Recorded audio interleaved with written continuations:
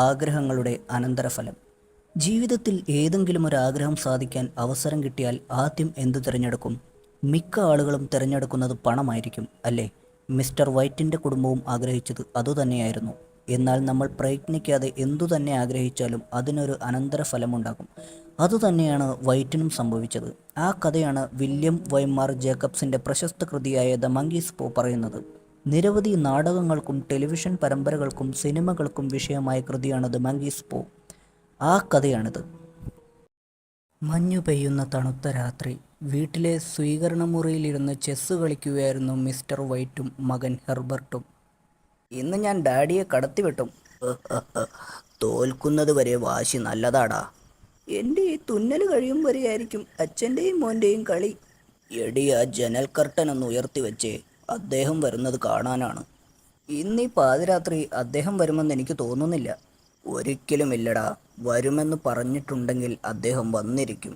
അദ്ദേഹം ഒരു പട്ടാളക്കാരനാണ്. എന്തു തടസ്സം വന്നാലും അവയെല്ലാം തകർത്തുകൊണ്ട് മുന്നേറുന്ന സെർജിയൻ സോൾജർ മൊറീസ്.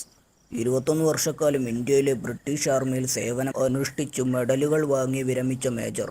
ഒക്കെ ശരിയായിരിക്കാം, പക്ഷേ ഈ കുഗ്രാമത്തിലേക്ക് പട്ടാളക്കാരെന്നല്ല ആരും തന്നെ വരില്ല. മോൻ പറഞ്ഞത് ശരിയാണ്. ദുർഘടം നിറഞ്ഞ വഴികൾ.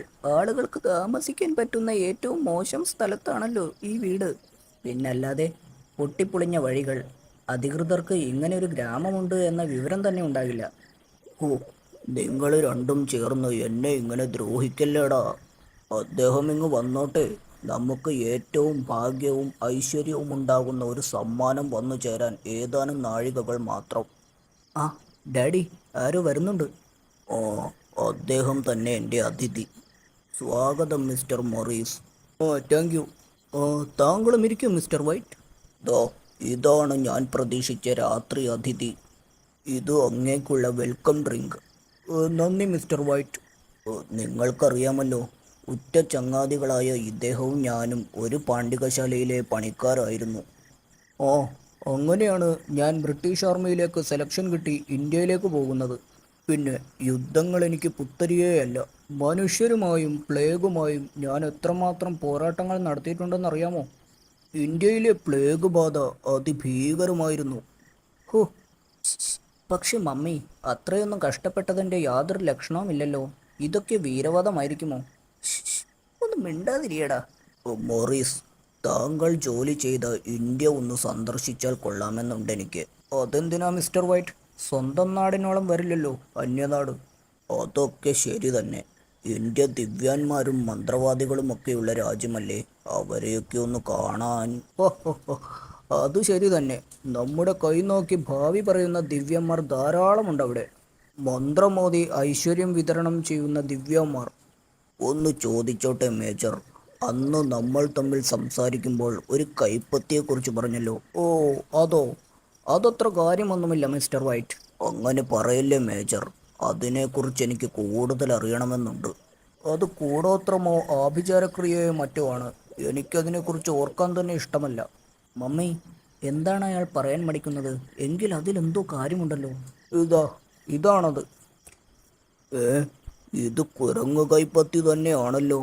ഓ, ഈജിപ്തിലെ മമ്മിയെ പോലെ ചുക്കിച്ചുളിഞ്ഞ കുരങ്ങു കൈപ്പത്തി. ഓ, എൻ്റെ ദൈവമേ, അത് കാണുമ്പോൾ തന്നെ പിശാചിൻ്റെ കൈ പോലെ. മേജർ അങ്കിൾ, എന്താണ് ഇതിൻ്റെ പ്രത്യേകത? ഇന്ത്യയിലെ ദിവ്യാനായ ഒരു ഫക്കീറാണ് ഇതിന് ദിവ്യശക്തി മന്ത്രിച്ച് നൽകിയിരിക്കുന്നത്. ഇത് താങ്കൾക്ക് എങ്ങനെ ലഭിച്ചു? പട്ടാളക്കാരുടെ വെടിയേറ്റ് വീണ കുരങ്ങൻ കുഞ്ഞിൻ്റെ കൈകൊണ്ട് സൂപ്പുണ്ടാക്കി കുടിച്ചാൽ ശരീരപുഷ്ടി ഉണ്ടാകുമെന്ന് ഒരു കൂട്ടം വൈദ്യന്മാർ നിർദ്ദേശിച്ചു. അവരിൽ നിന്നൊക്കെ എങ്ങനെയോ കൈമാറി ഇതെൻ്റെ പക്കൽ വന്നു. പിന്നെ ഇതിൽ മന്ത്രശക്തി ഉരുക്കിയൂതിയ ദിവ്യ ഫക്കീർ യഥാർത്ഥ വിശുദ്ധൻ തന്നെയായിരുന്നു. മനുഷ്യരുടെ ജീവിതം നിയന്ത്രിക്കുന്നത് ദൈവവിധിയാണ്. അത് തരണം ചെയ്യാൻ ശ്രമിക്കുന്നവർ പ്രയാസങ്ങളും പ്രശ്നങ്ങളും വില കൊടുത്തു വാങ്ങുകയാണ് എന്ന് തെളിവ് തരാനാണ് ഫക്കീർ അങ്ങനെ ചെയ്തത് അത്രേ. ഒന്നും ശരിക്കും അങ്ങോട്ട് മനസ്സിലാകുന്നില്ല. മേജർ അങ്കിൾ, തെളിയിച്ചു പറയൂ. ഓ, മറ്റൊന്നുമല്ല. 3 പേരുടെ 3 ആഗ്രഹങ്ങൾ ഈ കൈപ്പത്തി സാധിച്ചു കൊടുക്കും. മേജറുടെ വർത്തമാനം കേട്ടപ്പോൾ ഹെർബർട്ടിനും മിസ്സിസ് വൈറ്റിനും പൊട്ടിച്ചിരിക്കാനാണ് തോന്നിയത്. കൊള്ളാം കൈപ്പത്തി സൂത്രം. ആട്ടെ, അങ്കിളിൻ്റെ 3 ആഗ്രഹങ്ങളും ഇതുകൊണ്ട് സാധിക്കുകയുണ്ടായോ? തീർച്ചയായും.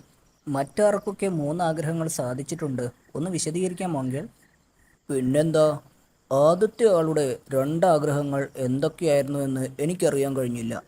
അപ്പോൾ മൂന്നാമത്തെ ആഗ്രഹം എന്തായിരുന്നു? മരണം.